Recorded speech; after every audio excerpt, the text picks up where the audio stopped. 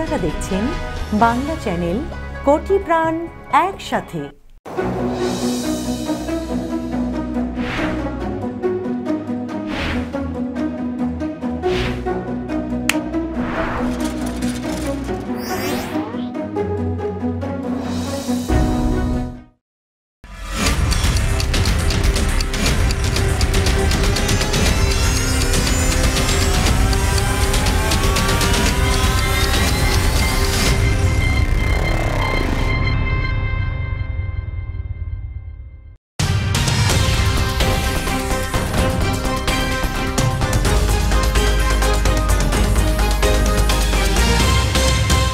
এখন দেখবেন বাংলা সংবাদ সৌজন্যে new Haque and sons, mega homes realty, রূপসীবাংলা.us, Khamarbari, attorney Moin Chowdhury law firm PC এবং নিউ ইয়র্ক ইন্স্যুরেন্স ব্রোকারেজ।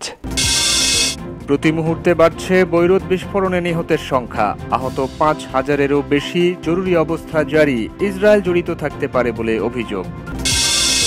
বৈরুতি প্রথম নয়, শতবর্ষ ধরে অ্যামোনিয়াম নাইট্রেট বিস্ফোরণ কেড়ে নিয়েছে হাজারো প্রাণ।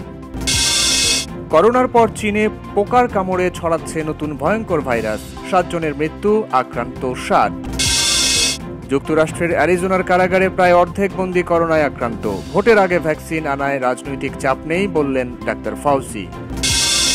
ভারতে করোনায় মৃত্যু ৪০,০০০ ছাড়ালো, করোনায় হাসপাতালে ভয়াবহ অগ্নিকাণ্ড, ৮ রোগীর মৃত্যু।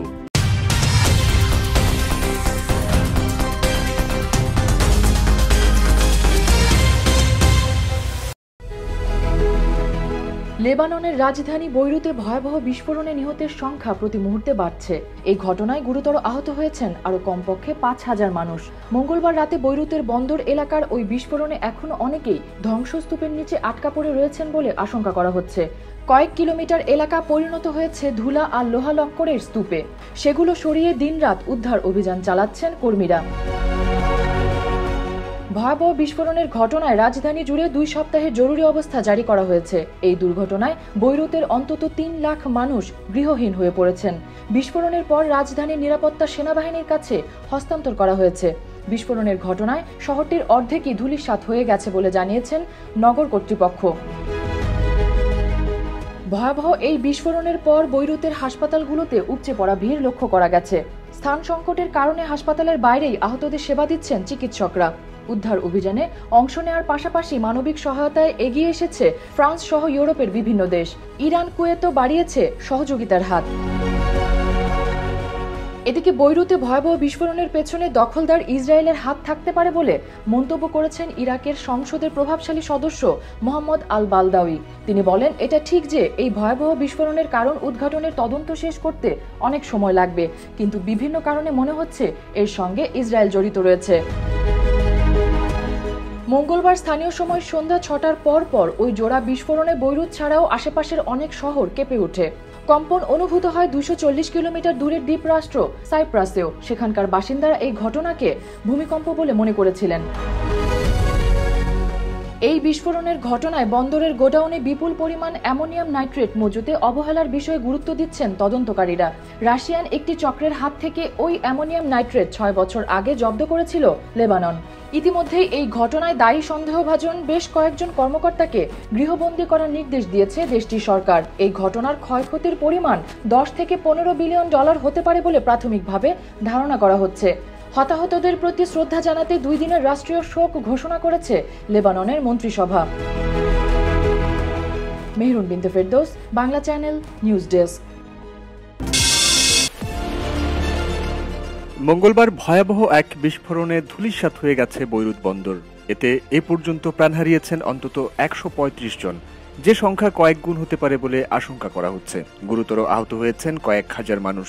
লেবানিজ রাজধানীতে বিস্ফোরণের কারণ এখনও নিশ্চিত নয়, তবে ধারণা করা হচ্ছে বন্দরের একটি গোডাউনে মজুত রাখা ২৭০০ টনেরও বেশি অ্যামোনিয়াম নাইট্রেট থেকেই এই ধ্বংসযজ্ঞের সূচনা। ইতিহাস সাক্ষী রয়েছে, বিপজ্জনক রাসায়নিক থেকে এই ধরনের দুর্ঘটনা নতুন কিছু নয়, আর তা অবশ্যই প্রতিরোধযোগ্য। ১৯৪০ সালের পর থেকেই সার তৈরিতে ব্যাপকভাবে ব্যবহৃত হচ্ছে অ্যামোনিয়াম নাইট্রেট। এটি সাধারণত দলা আকারে থাকে এবং তৈরিতে খরচ বেশ কম। স্বাভাবিক অবস্থায় অ্যামোনিয়াম নাইট্রেট স্থিতিশীল হলেও উচ্চ তাপমাত্রায় এটি বিস্ফোরিত হতে পারে। এমন বৈশিষ্ট্যের কারণেই খনন শিল্পে এর ব্যাপক ব্যবহার রয়েছে এবং সন্ত্রাসীরা বোমা তৈরিতেও এই রাসায়নিক ব্যবহার করে। অ্যামোনিয়াম নাইট্রেট থেকে সবচেয়ে ভয়াবহ বিস্ফোরণটি ঘটেছিল 1947 সালে যুক্তরাষ্ট্রের টেক্সাসে। 2300 টন সার বহনকারী একটি জাহাজে ওই দুর্ঘটনায় প্রাণ হারান অন্তত 500 মানুষ। বিস্ফোরণটি এতটাই শক্তিশালী ছিল যে এর প্রভাবে 15 ফুট উঁচু ঢেউ সৃষ্টি হয়েছিল এবং জাহাজের 1.5 টন ওজনের নোঙরটিকে প্রায় 2.5 কিলোমিটার দূরে ছুঁড়ে ফেলেছিল। টেক্সাস দুর্ঘটনার পর থেকেই রাসায়নিক উৎপাদন ও পরিবহনে ব্যাপক কড়াকড়ি আরোপ করা হয়। বিশেষ করে অ্যামোনিয়াম নাইট্রেটের ক্ষেত্রে অধিক সুরক্ষিত কন্টেইনার ব্যবহার বাধ্যতামূলক করা হয়। তবে এত বিধিনিষেধেও বন্ধ হয়নি রাসায়নিক সম্পর্কিত দুর্ঘটনা। 2004 সালে ইরানে একটি মালবাহী ট্রেনে অ্যামোনিয়াম নাইট্রেট থেকে বিস্ফোরণে প্রাণ হারান অন্তত 300 জন। এর তাণ্ডবে ধ্বংস হয়েছিল একটা গোটা গ্রাম। 2015 সালে চীনের উত্তর পূর্বাঞ্চলীয় তিয়ানজিন উপকূলে এক বিস্ফোরণে প্রাণ হারিয়েছিলেন 173 জন, যাদের বেশিরভাগই ছিলেন দমকল কর্মী। বৈরুতে বিস্ফোরণের কারণ হিসেবে মনে করা হচ্ছে 2014 সালে একটি জাহাজ থেকে জব্দ করা 2750 টন অ্যামোনিয়াম নাইট্রেটের মজুদকে। শহরটির গভর্নর এই দুর্ঘটনাকে হিরোশিমায় পারমাণবিক বোমা হামলার সঙ্গে তুলনা করেছেন, যদিও হিরোশিমায় বিস্ফোরিত বোমাটির শক্তি ছিল অন্তত 15,000 টন টিএনটি সমান। বিপরীতে বৈরুতের বিস্ফোরণের শক্তি বড়জোর কয়েকশো টন টিএনটি সমান হতে পারে বলে জানিয়েছেন অস্ত্র বিশেষজ্ঞরা। ইতিহাসের সবচেয়ে প্রাণঘাতী মানবসৃষ্ট অপারমাণবিক বোমা বিস্ফোরণের ঘটনাটি ঘটেছিল প্রথম বিশ্বযুদ্ধের সময়। তখন কানাডার হ্যালিফ্যাক্স বন্দরে বিস্ফোরক বোঝাই একটি জাহাজে দুর্ঘটনাবশত বিস্ফোরণে প্রাণ হারিয়েছিলেন অন্তত 2000 মানুষ। সাইফুল রুদ্র, বাংলা চ্যানেল নিউজ ডেস্ক। চীনের করোনা ভাইরাস সামলাতে গোটা দুনিয়া হিমশিম খাচ্ছে। এরই মধ্যে 7 লাখেরও বেশি মানুষের মৃত্যু হয়েছে, 1,80,00,000-এর উপর আক্রান্ত। এর মধ্যেই আবার নতুন ভাইরাসের উৎপাত শুরু হয়েছে দেশটিতে।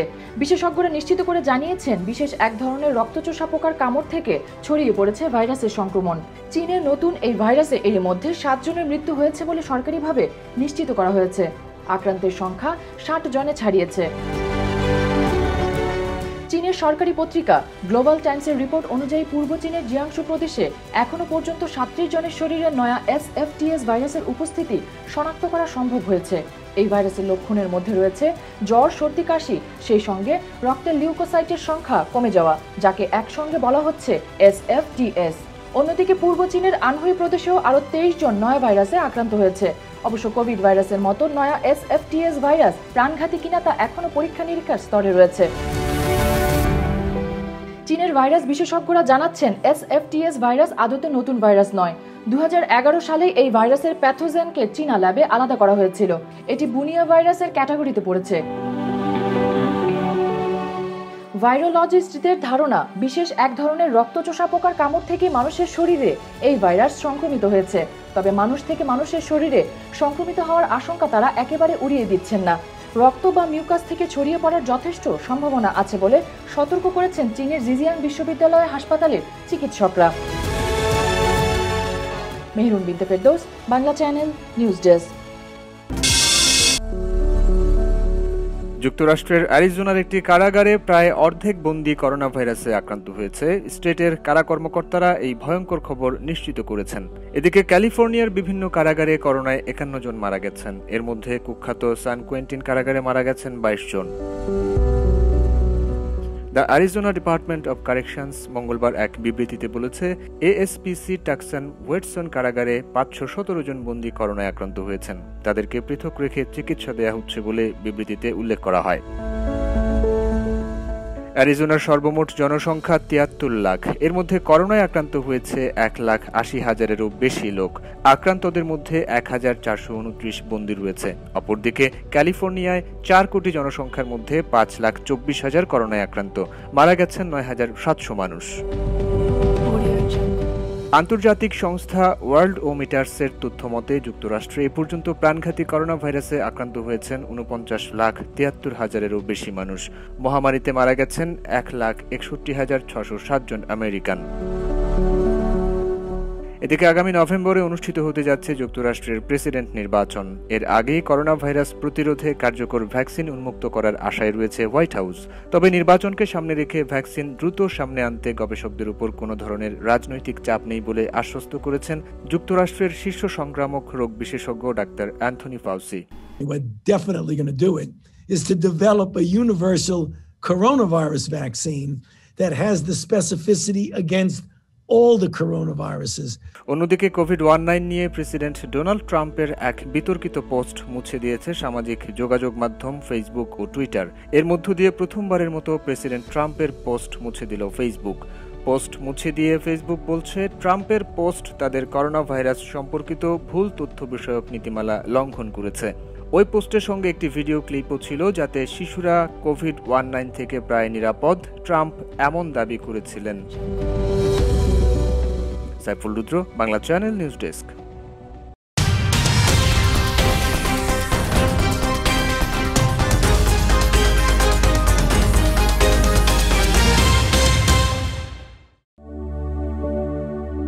বাংলাদেশে দীর্ঘতর হচ্ছে করোনা ভাইরাসে মৃত্যুর তালিকা।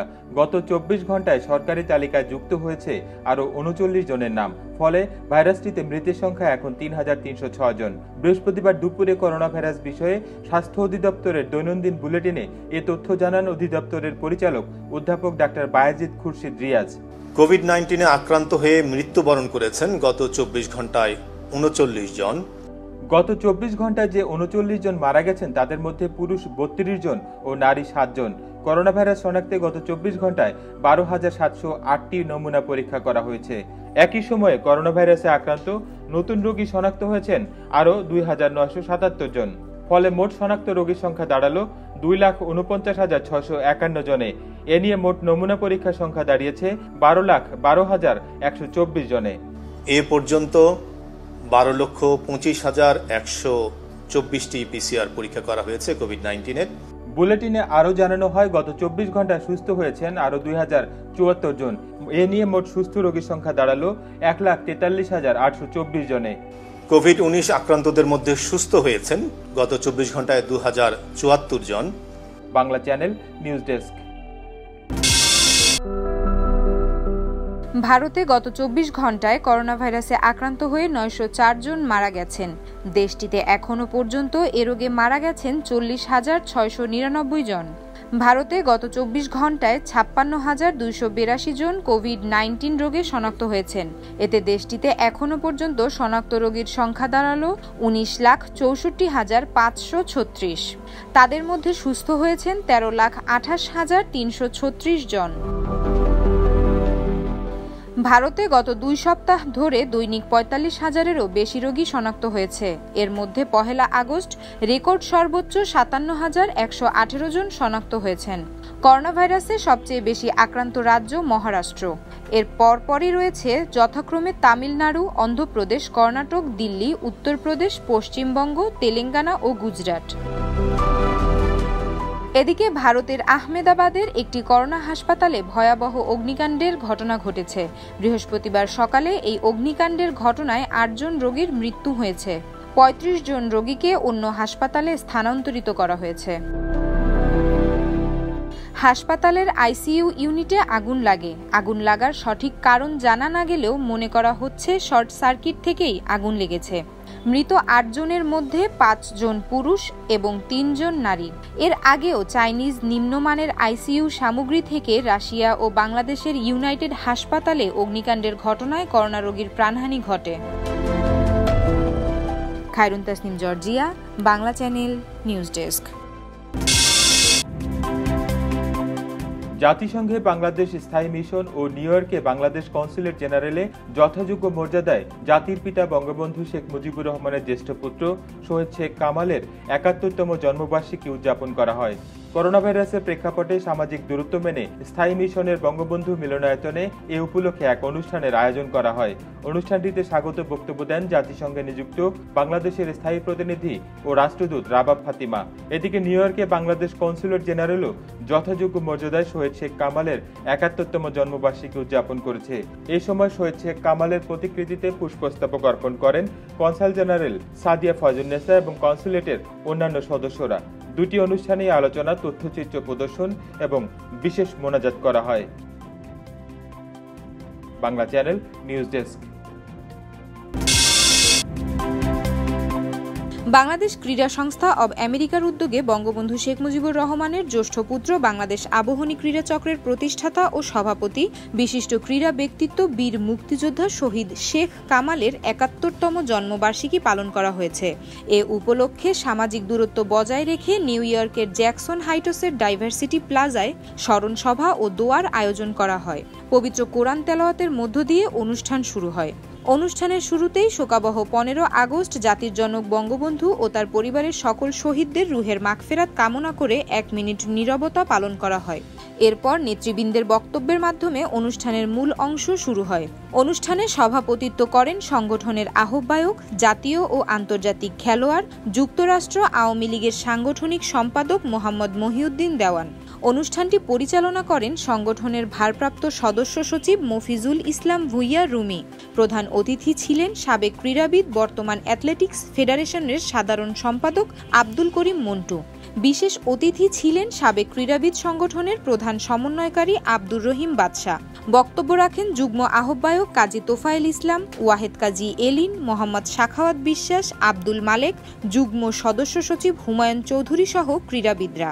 শেষে বিশেষ মোনাজাত অনুষ্ঠিত হয়। Khairun Tasnim, Georgia, Bangla channel news desk. নাইজেরিয়ায় বাংলাদেশ হাইকমিশনে জাতির পিতা বঙ্গবন্ধু শেখ মুজিবুর রহমানের জ্যেষ্ঠ পুত্র শেখ কামালের ৭১তম জন্মবার্ষিকী যথাযোগ্য মর্যাদায় পালন করা হয়। অনুষ্ঠান সূচির মধ্যে ছিল পবিত্র কোরআন তেলাওয়াত, শহীদ শেখ কামালের জীবনীর উপর প্রামাণ্যচিত্র প্রদর্শনী, আলোচনা সভা, জন্মদিনের কেক কাটা এবং বিশেষ মোনাজাত। আলোচনা পর্বে হাইকমিশনার মোহাম্মদ শামীম আহসান শেখ কামালের জীবনীর উপর আলোকপাত করেন। মিশনের তৃতীয় সচিব মোহাম্মদ শাহ ইকরামুল হকের সঞ্চালনায় আলোচনা পর্বে কমিউনিটি নেতা মোহাম্মদ আকবর হোসেনও বক্তব্য রাখেন।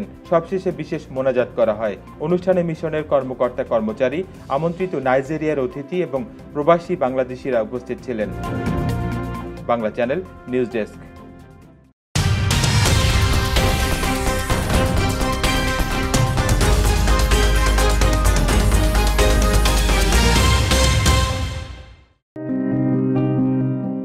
ব্রাজিলে হুন্দাইয়ের গাড়ির শোরুমের বাইরে ঘুরে বেড়াতো একটি ঠিকানাহীন কুকুর।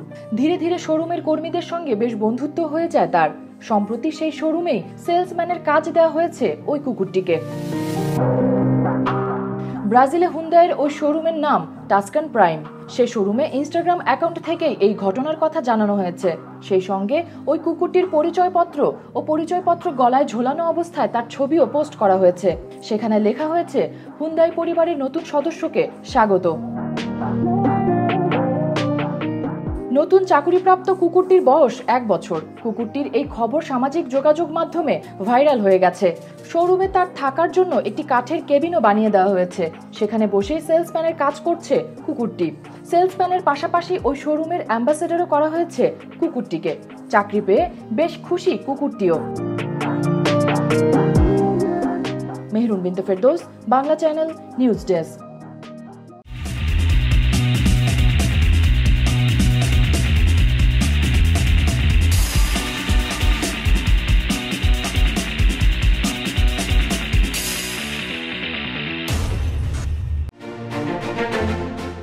বুধবার রাতে স্প্যানিশ ক্লাব গেটাফের বিপক্ষের ম্যাচে গোল পেয়েছেন ইন্টার মিলানের বেলজিয়ান তারকা ফরওয়ার্ড রোমেলু লুকাকু।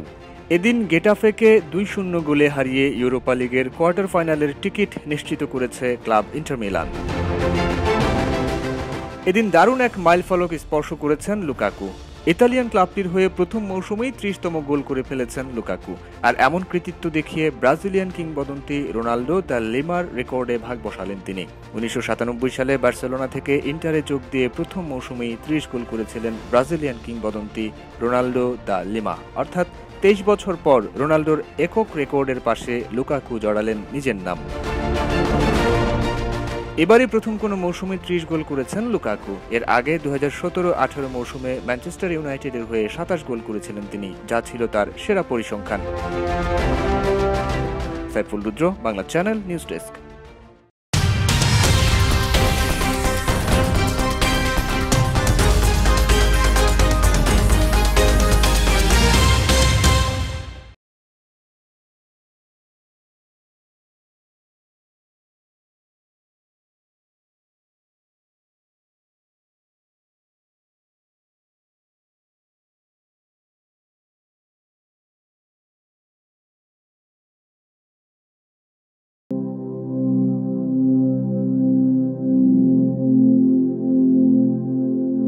মর্যাদায় দিবসটি পালন উপলক্ষে বাংলাদেশ ও প্রবাসের বিভিন্ন প্রতিষ্ঠান ও সংগঠন কর্মসূচি গ্রহণ করেছে। তবে করোনা ভাইরাস মহামারীর কারণে দিবসটির কার্যক্রম সীমিত পরিসরে পালিত হবে। বাংলা সাহিত্যের অন্যতম শ্রেষ্ঠ সাহিত্যিক ও কবি রবীন্দ্রনাথ ঠাকুর 1268 বাংলা সালের 25শে বৈশাখ ভারতের পশ্চিমবঙ্গের কলকাতার জোড়াসাঁকোর ঠাকুর পরিবারে জন্মগ্রহণ করেন। তার পিতার নাম দেবেন্দ্রনাথ ঠাকুর, মাতা শারদা সুন্দরী দেবী। রবীন্দ্রনাথের পূর্বপুরুষরা খুলনা জেলার রূপসা উপজেলার পিঠাভোগে বাস করতেন। বাংলা 1348 সালের 22শে শ্রাবণ কলকাতায় পৈতৃক বাসভবনে মৃত্যুবরণ করেন নোবেলজয়ী কবিগুরু। রবীন্দ্রনাথ ঠাকুর একাধারে কবি, ঔপন্যাসিক, নাট্যকার, সঙ্গীতজ্ঞ, প্রাবন্ধিক, দার্শনিক, ভাষাবিদ, চিত্রশিল্পী, গল্পকার। 8 বছর বয়সে তিনি কবিতা লেখা শুরু করেন। 1874 সালে তত্ত্ববোধিনী পত্রিকায় তার প্রথম লেখা কবিতা অভিলাষ প্রকাশিত হয়। অসাধারণ সৃষ্টিশীল লেখক ও সাহিত্যিক হিসেবে সমসাময়িক বিশ্বে তিনি খ্যাতি লাভ করেন। রবীন্দ্রনাথ ঠাকুর লিখেছেন বাংলা ও ইংরেজি ভাষায়। বিশ্বের বিভিন্ন ভাষায় তার সাহিত্যকর্ম অনূদিত হয়েছে। বিভিন্ন দেশের পাঠ্যসূচিতে তার লেখা সংযোজিত হয়েছে।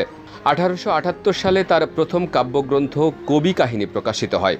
1910 সালে প্রকাশিত হয় তার গীতাঞ্জলি কাব্যগ্রন্থ। এই কাব্যগ্রন্থের ইংরেজি অনুবাদের জন্য তিনি 1913 সালে সাহিত্যে নোবেল পুরস্কার লাভ করেন। 1891 সাল থেকে পিতার আদেশে কুষ্টিয়ার শিলাইদহে, পাবনা, নাটোরে এবং ওড়িশায় জমিদারগুলো তদারকি শুরু করেন কবি। শিলাইদহে তিনি দীর্ঘদিন অতিবাহিত করেন। এখানে জমিদার বাড়িতে তিনি অসংখ্য কবিতা ও গান রচনা করেন। 1901 সালে শিলাইদহ থেকে সপরিবারে কবি বোলপুরে শান্তিনিকেতনে চলে যান। 1878 সাল থেকে 1932 সাল পর্যন্ত 5টি মহাদেশের 30টিরও বেশি দেশ ভ্রমণ করেন। রবীন্দ্রনাথ ঠাকুর 2000-এরও বেশি গান রচনা করেছেন। অধিকাংশ গানে সুরারোপ করেন তিনি নিজেই। তিনি একজন গুণী চিত্রশিল্পীও ছিলেন। 1928 থেকে 1939 সাল পর্যন্ত কবির আঁকা চিত্রকর্মের সংখ্যা 2500-এরও বেশি। এর মধ্যে 1574টি চিত্রকর্ম শান্তিনিকেতনের রবীন্দ্র ভবনে সংরক্ষিত আছে। কবির প্রথম চিত্র প্রদর্শনী দক্ষিণ ফ্রান্সের শিল্পীদের উদ্যোগে 1926 সালে প্যারিসের পিগাল আর্ট গ্যালারিতে অনুষ্ঠিত হয়। কবিগুরুর মহাপ্রয়াণ দিবসে বাংলা চ্যানেলের শ্রদ্ধাঞ্জলি। CM Shafiq, Bangla channel, news desk. প্রতি মুহূর্তে বাড়ছে বৈরুত বিস্ফোরণে নিহতের সংখ্যা। আহত 5000-এরও বেশি। জরুরি অবস্থা জারি। ইসরায়েল জড়িত থাকতে পারে বলে অভিযোগ। বৈরুতি প্রথম নয়, শতবর্ষ ধরে অ্যামোনিয়াম নাইট্রেট বিস্ফোরণ কেড়ে নিয়েছে হাজারো প্রাণ। করোনার পর চীনে পোকার কামড়ে ছড়াচ্ছে নতুন ভয়ঙ্কর ভাইরাস। 7 জনের মৃত্যু, আক্রান্ত 7। যুক্তরাষ্ট্রের অ্যারিজোনার কারাগারে প্রায় অর্ধেক বন্দী করোনায় আক্রান্ত। ভোটের আগে ভ্যাকসিন আনায় রাজনৈতিক চাপ নেই বললেন ডাক্তার ফাউসি। ভারতে করোনায় মৃত্যু 40,000 ছাড়ালো। করোনায় হাসপাতালে ভয়াবহ অগ্নিকাণ্ড, 8 রোগীর মৃত্যু। এতক্ষণ দেখলেন বাংলা সংবাদ, সৌজন্যে new Haque and sons, mega homes realty, rupashibangla.us, খামারবাড়ি, attorney Moin Chowdhury law firm PC এবং নিউ ইয়র্ক ইন্স্যুরেন্স ব্রোকারেজ। বিশ্বজুড়ে প্রতি মুহূর্তে ঘটছে নানান ঘটনা। বাড়ছে অস্থিরতা, পরিবর্তিত হচ্ছে পরিবেশ পরিস্থিতি, বাড়ছে সংঘাত, সহিংসতা, মুখোমুখি লড়াই, লাগামহীন ছুটছে করোনা মহামারী। দেশ কিংবা প্রবাস, সারা বিশ্বের প্রতি মুহূর্তের বাছাই করা সেরা খবর জানতে চোখ রাখুন বাংলা চ্যানেলে। থাকছে জাতীয়, রাজনীতি, অর্থনীতি, সমাজ সংস্কৃতি, আন্তর্জাতিক, ইমিগ্রেশন আপডেট, প্রবাসের খবর, ভিন্ন স্বাদের নানান খবর, খেলাধুলা ও বিনোদনের সব আপডেট। প্রতিদিন চোখ রাখুন নিউ ইয়র্ক সময় সকাল 11টা, বিকাল 3টা, রাত 9টা ও রাত 11টায়। চোখ রাখুন ফেসবুক ও ইউটিউব চ্যানেলেও। বাংলা চ্যানেল, কোটি প্রাণ একসাথে।